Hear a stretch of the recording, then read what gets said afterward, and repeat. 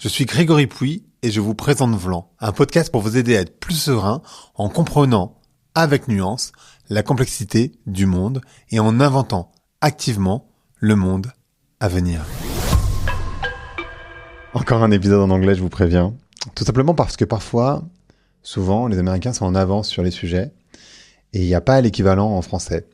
Et aujourd'hui, j'ai l'immense plaisir de recevoir Priya Parker, qui est américaine, qui est l'une des coachs les plus en vue de New York, qui est facilitatrice en particulier de conflits, qui anime un podcast pour le New York Times et qui a écrit un livre sur l'art de se rassembler. Alors, ça peut sembler être un sujet qui peut distant, étonnant, mais pourtant, en réalité, et je vais passer en anglais, je suis désolé, in a world that is increasingly optimized and automated, I think we have forgotten somehow how we truly come together. And that's exactly the discussion we're going to have with Priya. What does it mean to come together? What makes a great celebration? What makes a great meetings? And we've all been through those conferences, but also classes where we were bored as hell. And Priya, in a brilliant book, explained how you can actually make that happen. Why do you get married? How do you get married the best way? How this celebration becomes something that everybody is going to remember about. So I'll let you with this episode. Allez, Vlan, c'est parti.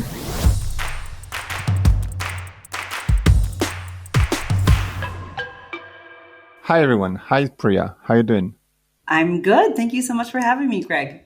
I'm so happy to have you because I think that especially through AI, gathering is more and more important because we don't meet so much and intimacy is actually challenged. But the first question I was wondering is, why did you felt it was so important that you wanted to write a book about the art of gathering?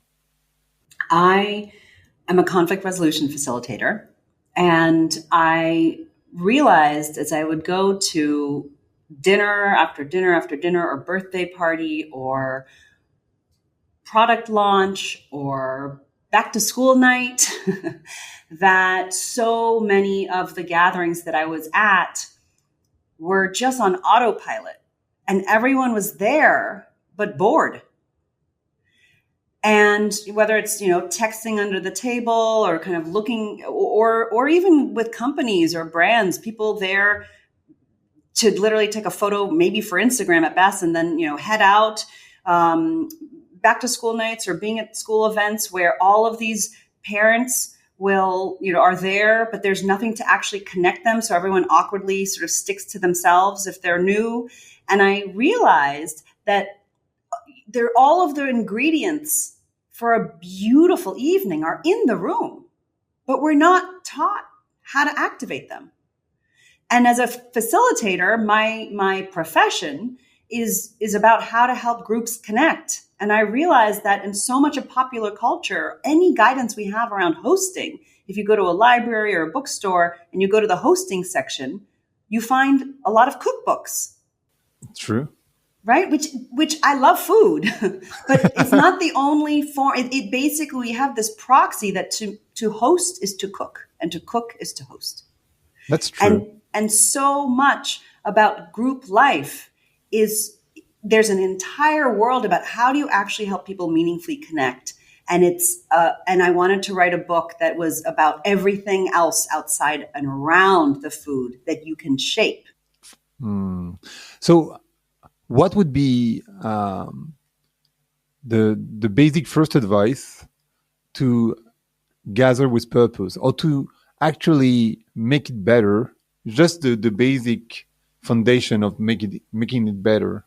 So the biggest mistake we make when we gather is we actually skip defining the purpose. We skip asking, why are we doing this?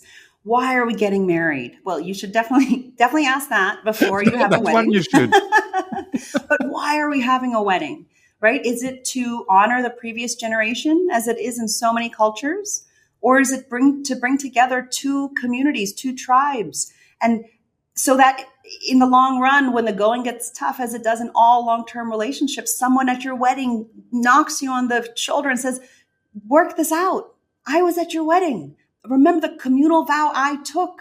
Remember that day. And those are two different visions for weddings. And neither is right or wrong, but there are fundamentally different purposes, which then should look like different weddings. But because we don't pause to ask, what is the purpose of our wedding? Why are we doing this? We could go to City Hall to get married, right? You can sign a piece of paper. Why are we bringing this together? And particularly in modern life, when we wed people who might pray to a different God or eat different food or cheer for a different football team, right?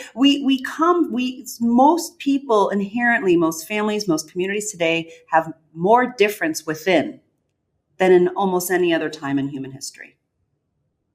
And yet, in part, trying to not offend one another, we throw out so many of our rituals, but we're not replacing them with meaningful rituals. And so the art of modern gathering is to start with a shared need and to bring people along, almost as if you're telling them a story so that they understand how they can be successful there. I'll give a simple example. We started with food. When I wrote The Art of Gathering, it came out in 2018. And in the US, and I'm so happy finally for it to be in France. It's a real honor for me.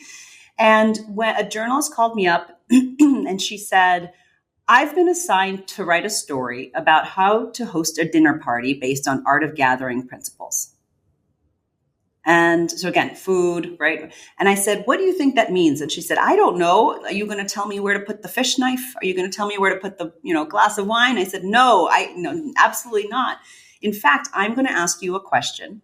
And for your listeners, this is the question I would most take away from our conversation. I'm going to ask you a question around which you should design your dinner. And I asked her, what is a need in your life that by bringing together a specific group of people, they might be able to address? And she thought, and she said, I don't know if this counts, but the thing that's coming up is I'm a journalist, but I'm also a worn out mom. And the other day, a friend invited me over and she cut me up a peanut butter jelly sandwich. This is a very uniquely American story. Very much so. A PBJ. She cut me a sandwich into triangles and fed me baby carrot sticks, and I burst into tears. And I said, why did you burst into tears? And she said, because it's been a long time since I've been taken care of. And she said, what if I hosted a dinner party for my other worn out moms? And I said, great, give it a name. And she called it the Worn Out Moms Hootenanny. And Hootenanny is sort of a gathering from sort of music and folk traditions where everyone brings an instrument. And I said, give it a rule, right? If a gathering is a social contract, how do people behave at this thing? And she said, she thought for a moment, she said, if you talk about your children, you have to take a tequila shot. I love that one. And all of a sudden, color was coming back in her face. It moved from this sense of obligation, this dinner party where she has to go through the motions and everything is focused on the perfection of the stuff. Right. Rather than to begin with a real need and meaning and storytelling. And the last thing I'll say is, so if the first step to gathering more meaningfully is to stop and first ask, why are we doing this? To what end? What is our desired outcome? The second step is that the gathering does not begin when people enter the room. The gathering begins from the moment of discovery in the guest's mind. You are hosting them from the moment you're telling them about this, basically from the invitation. So if she had just said, come to my house for dinner, and then they enter and she says, you can't talk about your kids unless you take it, you can't talk about your kids. And if you do have to take a tequila shot, people might say, who are you to tell me what to do? Right? So I said, start with the invitation. This is a real story. She did this. She sent an email. In the subject line, it said, Worn Out Mom's Hootenanny. And then I said, tell the peanut butter and jelly sandwich story. Right? And she did. All 6 women RSVP'd within the first 45 minutes. Yes. And they were there for it. And she moved from a format, right, which is a staid format where we expect a certain thing. And she paused and said, not starting with form, but starting with function. Why? What is a need in my life? It allowed her to decide who to invite that evening.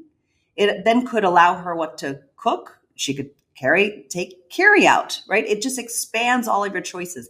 And so much of modern life, you can go to a gathering and it can be completely not meaningful, or it can be perpetuating or continuing old forms that no longer serve, or we don't even understand what they mean. And so we just think, oh, this is just so boring. But it can actually be so thrilling when you realize that you can design these in a way that actually creates transformative, meaningful connection in the room.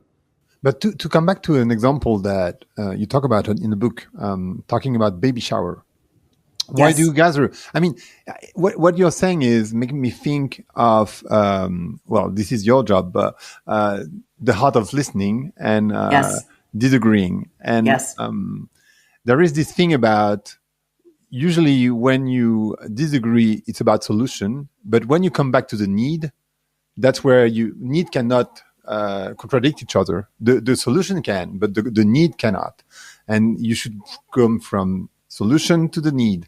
And what you're saying is you have to come from how to why. But for example, when you do like a baby shower, I mean, the objective is basically celebrating the baby that is coming up. So that's what people will think. Oh, getting married. Oh, well, we are celebrating love. But if it's very celebrating the basic answers. baby, why is it only traditionally women there?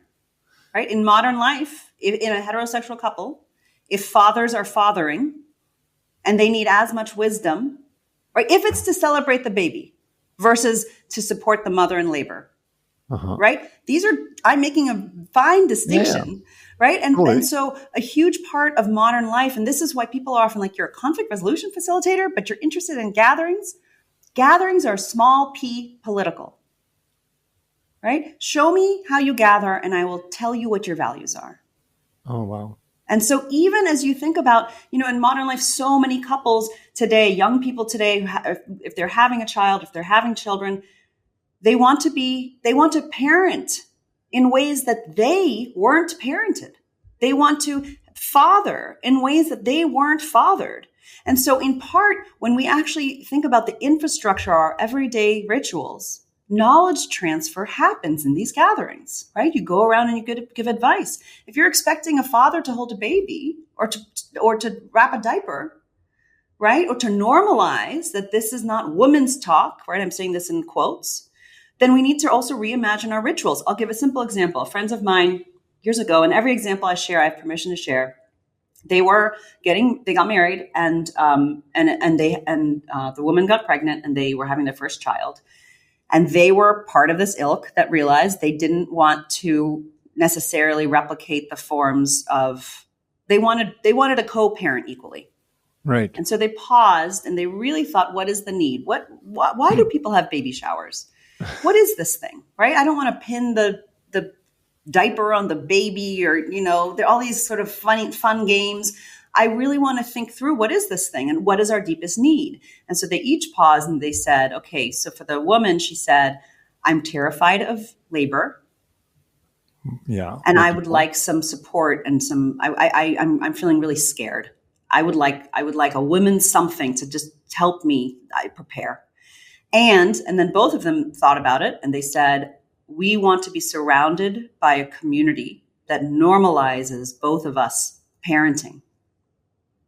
So they did two things. One, they hosted, she asked a friend of hers to host a women's circle in which that was just for women, and every woman there had given birth before, right? When you have a purpose, it also helps you understand who to invite, who is in and who is out and who serves it. And they did a small ritual in which they each brought a bead.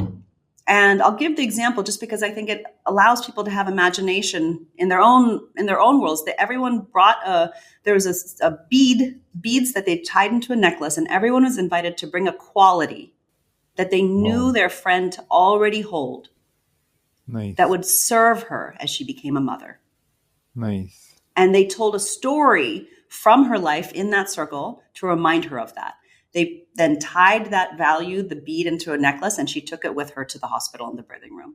And then they also hosted a different night, or that evening, a dinner with men and women. And they went around and invited everyone to share what is one way you have been parented that you want to continue in your life, and what is one way you were parented that will stop with this generation. Super thoughtful. Super thoughtful. And then they had a big dance party because they believed that life doesn't have to end when you have children. True. I believe that too. Me too. What you're explaining is it's supposed to know yourself very well also. I mean, not just it's supposed to work on the gathering, but it's also supposed to know what your needs are. It's an invitation to wake up. Yeah, because we don't know so well our needs. I mean, not all of us. It's very astute. It's actually, in a way, it's a lot easier to inherit certain formats because you are on autopilot.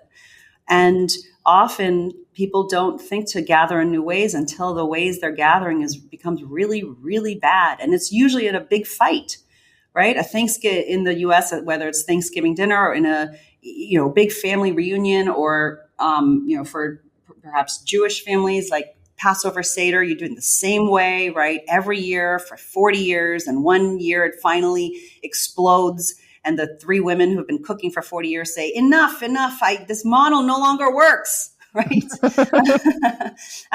And so often we're forced to think about what the need is, often through conflict, often through someone getting so upset saying, this is no longer working. The way we're doing Christmas or the way we're gathering as a family is no longer working, or the patriarch dies, right? Or the house is no longer, so they move out of the home. Like there's usually some kind of crisis that forces these questions. Or someone experiences another way of doing something and they realize how much they've been missing. But it does begin with intention, which is, what is a need in my life, or what is a need in this community, is a simple question, and it's a profound question, and it's a political question, and it's an invitation. The gathering is almost like, it's like a play.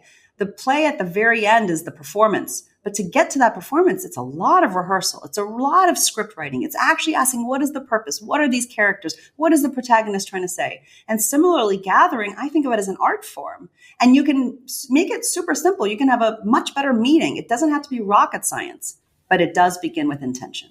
Yeah, because when you have, I mean, just by the fact of thinking of that intention, it pretty much changed everything. I mean, it changed the entire dynamic. Say more. I agree with you. Say more.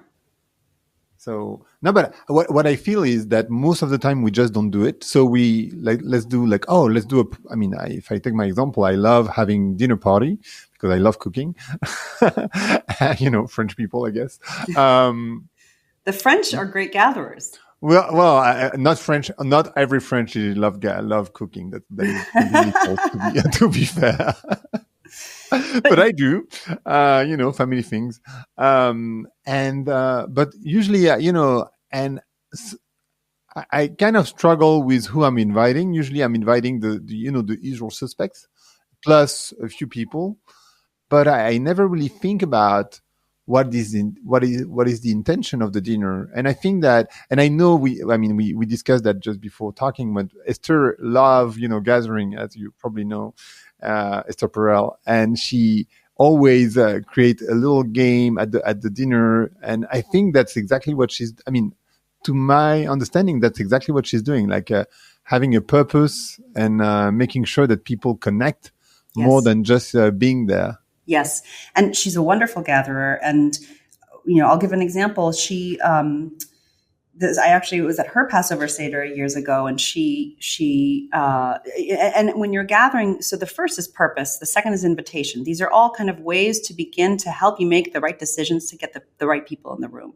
But then once you're actually in the room as a host, you have the role to connect your guests, right? Particularly when they don't know each other. It sounds like with your, regular gatherings, all the usual suspects, you don't need to introduce two best friends to each other, right? In that situation, but part of expanding and saying, you know what? It's time for this group to have some fresh blood. Everyone brings someone that no one else knows, right? Whatever it is. But then part of the infrastructure, the example that you're giving from Esther Perel, the part of the infrastructure is a good host really thinks about how to connect their guests in ways that are relevant, that are culturally relevant, that don't seem super awkward, that are very generous. And you can do it in a couple of ways. One is the way you open, the story you're telling that you're opening. At this Passover Seder I went to, it's 30, maybe a minute and a half. Everyone's milling around. Some people have been there for many, many, many, many decades. Some people are brand new, some people are Jewish, some people are not. And she stands up and dings the bell and says, welcome to this evening. Welcome. Some of you have been with us for the last 25 years and haven't missed a night. And others of you, this is your first Seder. You're not even Jewish, right? And you're sort of laughing. And she's welcoming. And then we are so happy you are here. In fact, you renew us, right? Who's the furthest out? Who's the closest in? And then, as a personal note, this is the first Seder, this is years ago, without my mother. Oh. And I'm so happy to be in community here with you. Nice. Right? 45 seconds, and she's completely, as a great host does, changes the meaning of the night. And so any of us, whether you're doing a film, like a film launch, right? Versus like, okay, everyone's in the room. I've been to these. You come to the room, everyone's excited. They're excited to celebrate the director or, some indie film. Their friend has been working on it forever. You get there, and in part, and I don't, maybe not in France so much, but at least in the US, there's this sort of culture of thinking, oh, don't make a big deal or don't impose or the film speaks for itself. No. Honor, welcome, tell the story. Right? In the back, do you remember, the intern when you came and you lost the film roll and you ran across town, and they start laughing and everyone looks for a moment at the intern, and then the director forgot his script and then she remembered it, and then, right? There's ways, who's in this room? Why are we here? And you're actually you're creating a web, and you're allowing them to have permission to then look at each other, connect with each other, know why they're there, share a common context so that they can have a beautiful evening together. And actually, you mentioned the movie night, but the movie launch. And actually, at the beginning of the book, you also talk about the Red Hook Tribunal. And I was super interested because I was like, oh, this is not just for, casual gathering or wedding. It can be like for larger purpose. Can you take this example and explain why you took it and what they did at Red Hook?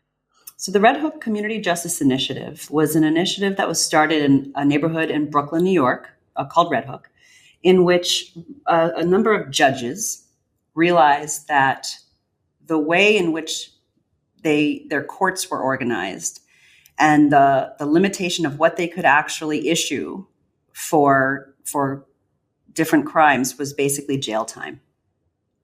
And they were seeing the same people coming through over and over again and saying, what is the purpose of this empty ritual? It's not reducing crime rates.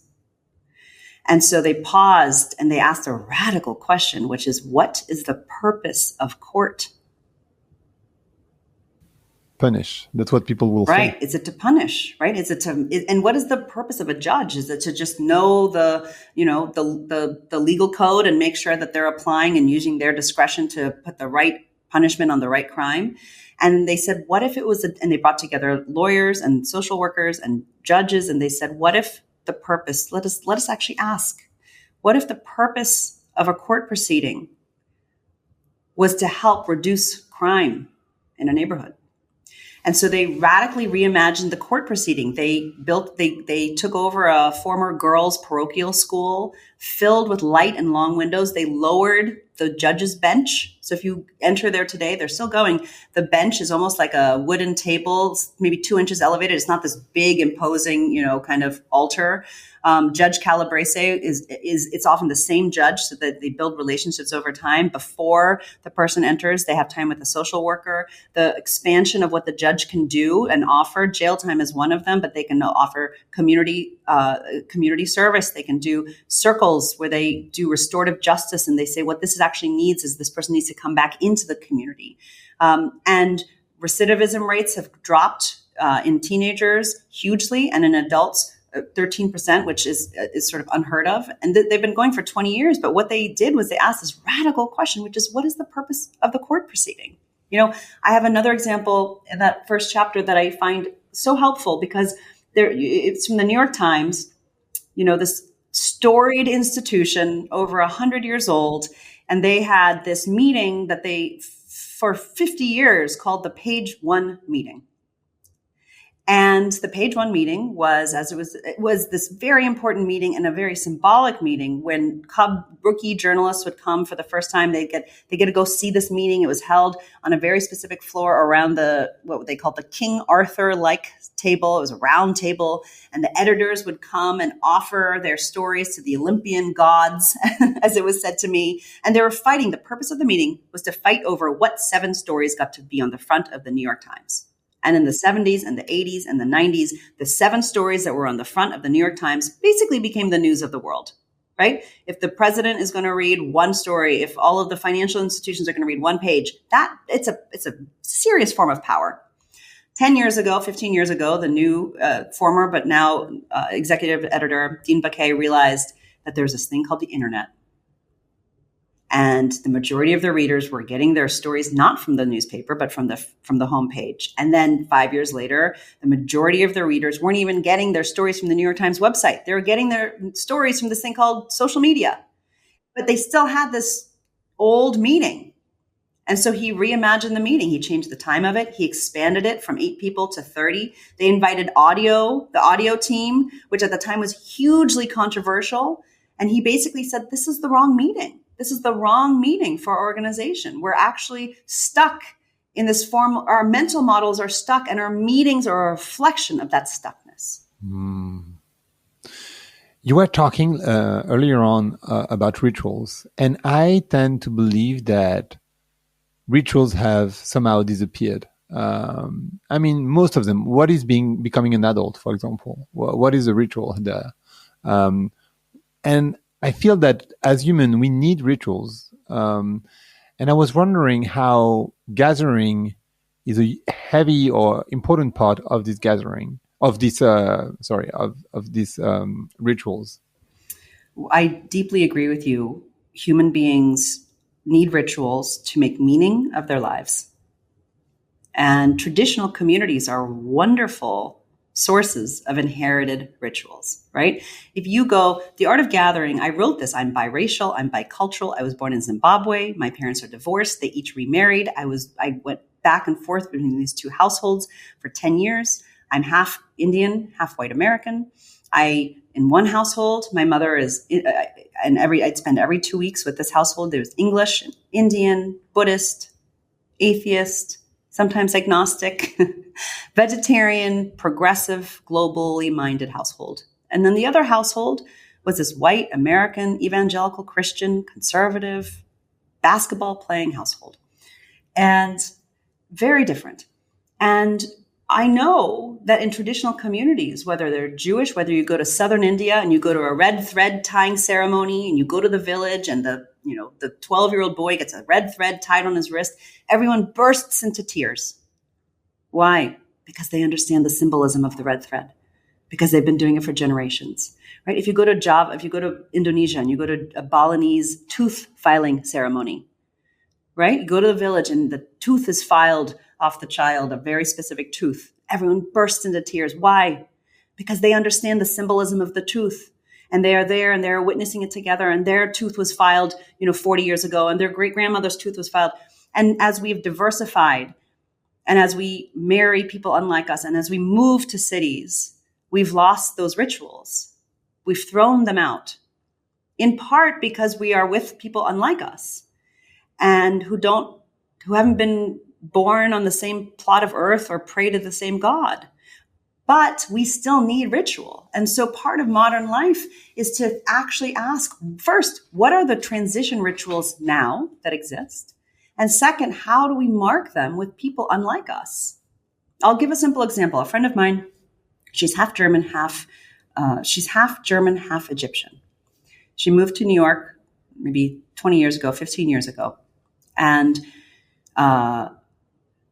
her Egyptian father died at the end of his life. He was, in his late 80s. Her father died in a small village in Germany. She flies home to go to the funeral. She supports her mother. She comes back. She calls me up. And I'm like, how are you? And she said, I'm really happy. Obviously, I went. I saw a lot of my childhood friends. I was there for my mother. But I feel kind of strange. I said, what do you mean? Tell me more. And she said, well, this is a huge loss for me. but none of my friends or my current life was there. And of course, they don't know him. They didn't fly there. It's expensive. But I don't know what to do. And I said, well, what if we host a gathering? And she said, what do you mean? And I said, well, what is it that you tell me about what you're longing for? And she said, he was such a huge part of me, and none of you know him. And I'm grieving. And I don't even know. And we just sort of sorted through it. So I said, so we created a ritual. So she invited 40 friends. She invited them to wear black or navy blue or dark color. She told the story, right? Oh, we also don't even have the language for it. She just said she explained it in an email. I'm not even really sure what I'm doing, but we're going to do this together. You are important to me. I'm going through a difficult time. If you would be willing to come, please come. We'll gather in my apartment from 6 to 9. We'll have a little program, quote unquote, from 6:30 to 8. And then in my tradition, in the Egyptian tradition, we will iftar, we will break bread. And we all gathered, and she sat in a chair, and she showed us photos of him, and she told stories about him. And we laughed because we started realizing, oh, she's not her, she's her father's daughter, right? And we began to understand and widen our own context of who she was. And we were so moved to be brought in, and people themselves were crying in part because, and so she spoke, and then she ended her portion with the ghazal that he would play every morning in the shower to wake up to. And then as modern people from all sorts of different places, almost that was the call. And then there's this sort of improvisational response where different people shared what they heard with her, shared their own losses, thanked her for this ritual, and realized how much they hadn't grieved the loss as immigrants themselves, right? In the diaspora, whether it's from Nigeria or Mexico or Ghana, and how meaningful and beautiful it was. And in the beginning, her thought was, isn't this selfish? And I said, no, it is so deeply generous. It is so deeply generous to be asked to be part of something meaningful. You are a vessel also for us. And part of what we created, and my invitation to anyone listening, is to pause. It goes back to the beginning of our conversation. Is just ask this simple and audacious question, which is, what is the need here? And can we figure it out together? And then can we come together in a way with the shared structure so people know how to behave and interact without assuming that there's a supremacy here or this is always how we gather, but this is how we're going to gather in this moment. Are you in? Actually, it made me think of Simon Sinek talking about friendship. And because you said they gathered in real life, and you mentioned that in the book, the difference between connection and proximity. But we tend to, sometimes not even call our friends. We just text them on WhatsApp or whatever app. And we tend to think that, yeah, I'm present, but are you? And there is a huge difference between connection and proximity. And I would love to hear what you have to say on this also. I mean, first, you can be in the same room as people and feel very alone. Right. So part of the art of gathering and a huge part of the book is about in-person gatherings. So the principles also apply to virtual so how many rooms we've all sat in where you're so close, but it's not connecting, right? You can have communities or gatherings where you feel really alone. So the first is really thinking about how to have good in-person experiences. And one of the first things is put your phone away.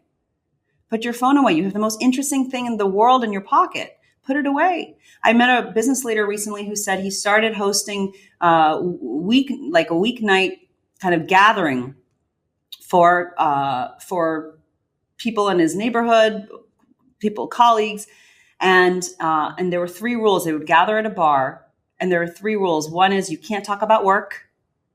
The second is you have to meet someone new. And the third is, and I thought this was so interesting, you can't look anything up on your phone.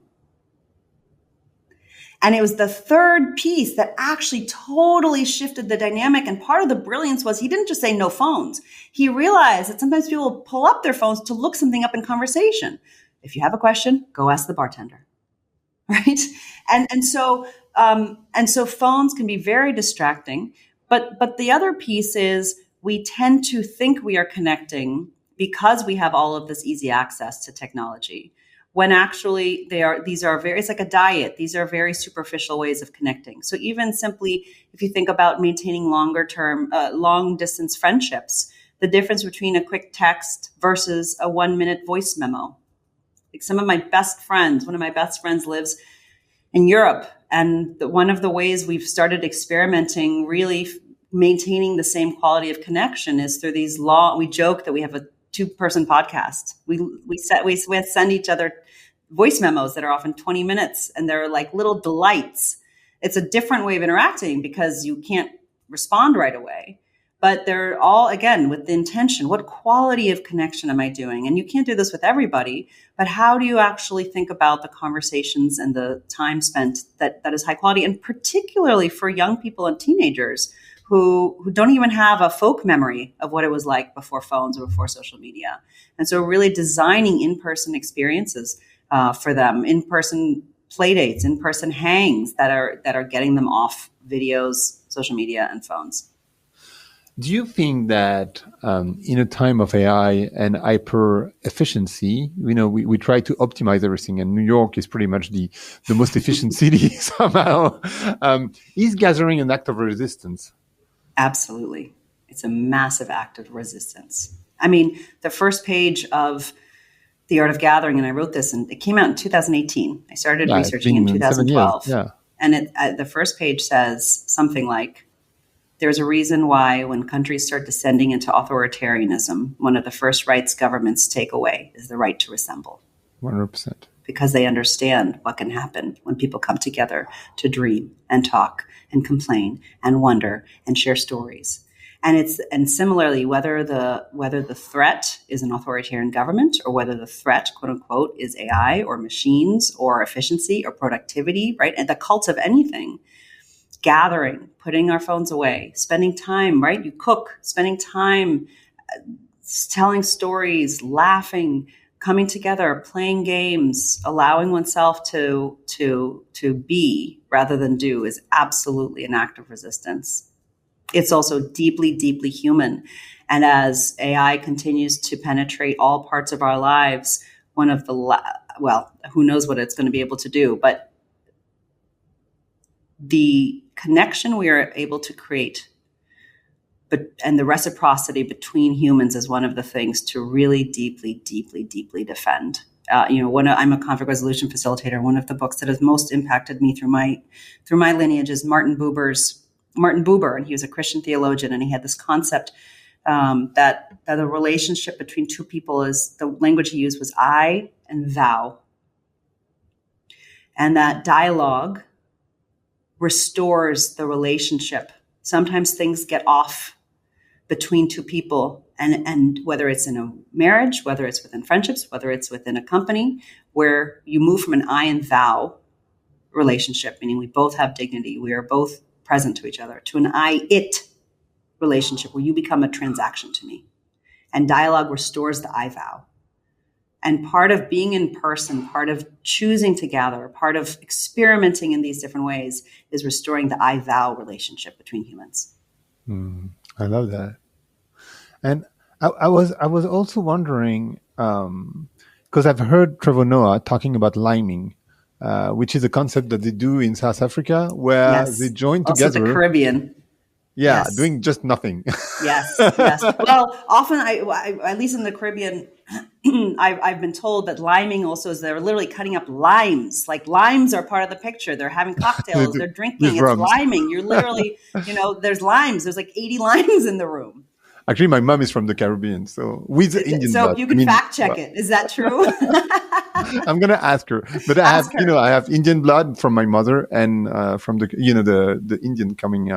I know at least in Dominica, liming, there are limes involved. It's liming is a wonderful, I love. It's helpful to have containers, and what I mean by that is. Liming, right? It's like, oh, what's liming, right? It's naming. Really good gatherers are really good namers. The worn out mom's hootenanny, right? Liming. Oh, what's liming? Oh, liming is just hanging out, doing nothing, and committed to doing nothing together. In Latin culture, sobremesa, right?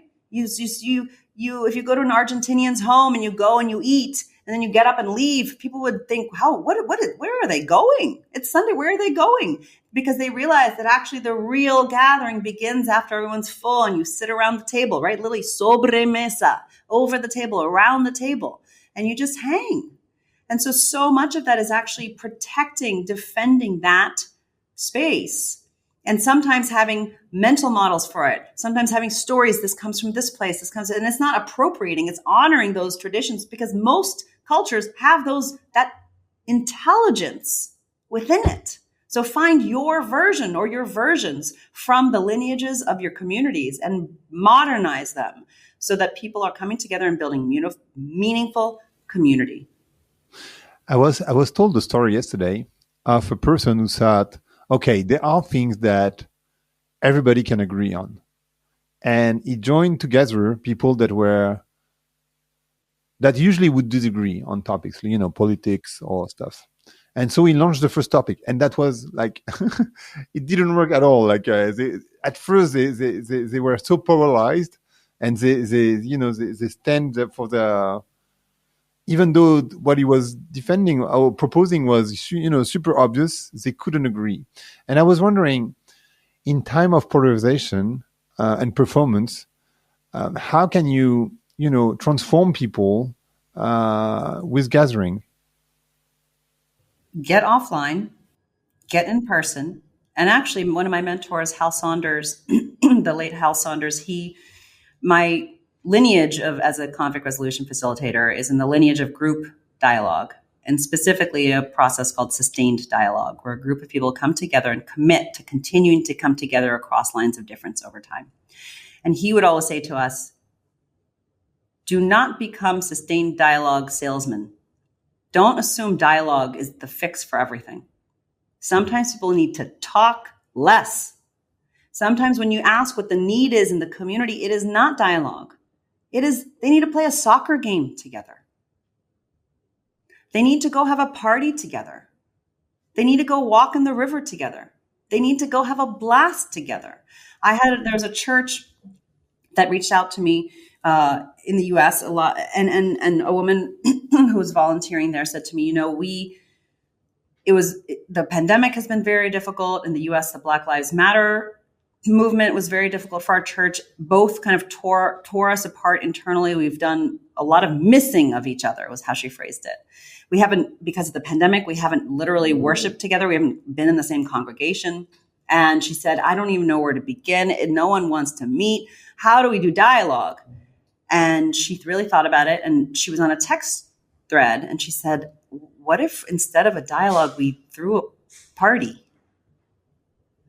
And it's like it was 2 years into the pandemic. Everyone was still kind of nervous. You had to sort of practice putting on jeans again, right? You practice your social skills. And I said, And then they were on this text thread. What if we did it in the parking lot instead of inside the church? Great. What if we had our band play, but not Christian songs, cover songs? Great. And then someone jokingly said, what if we have a dunk tank? And a dunk tank is like, I don't know if you ever have seen this. It's like where you throw a ball. If you ever read Curious George books, the monkey like throws a ball at this button, and then whoever's sitting on the diving board gets dunked and it's released and you get thrown into the water. So he said, what if we get a dunk tank? And someone else said, dunk the deacon, ? LOL. Long story short, they realized, okay, what is our purpose? She'd read The Art of Gathering. She emailed me. She said, what is our purpose? And she said, I defended the purpose. The purpose right now is to create joy. The purpose is to create shared spectacle, shared experience. The purpose is to regrow the love. I think we should spend $300 on renting the dunk tank. And they did. And they had this parking lot party, and they basically grew the love. They had the deep intelligence to realize people are worn out. They're exhausted. They don't need to talk about their polarized, defections from liturgy. They need to sing Abba together.